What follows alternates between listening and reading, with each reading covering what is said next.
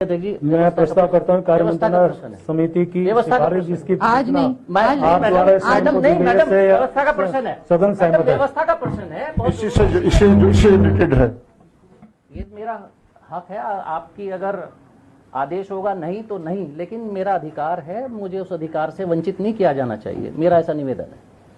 मैं माननीय अध्यक्ष महोदय, अभी आपने नेवा को कोट करते हुए नियमावली की 312 नियम को कोट किया, क्योंकि ये सदन नियमावली से संचालित होता है। कभी कभी विशेष परिस्थितियां होती हैं, तो उस विशेष परिस्थिति में आपको और सदन को नियमावली के नियमों को शिथिल करने का अधिकार है, जो आप कभी भी कर सकते हैं, लेकिन उसकी परिस्थितियां भी सामने आनी चाहिए।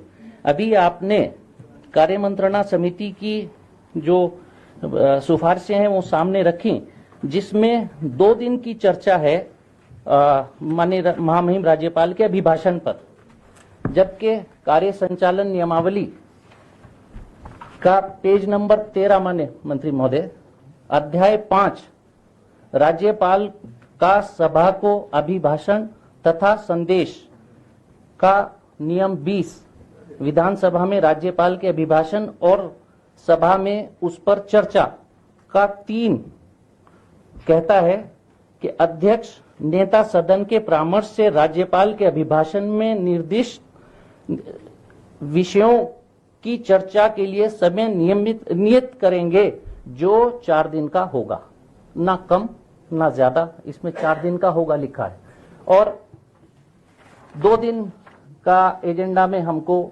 चर्चा का समय मिल रहा है।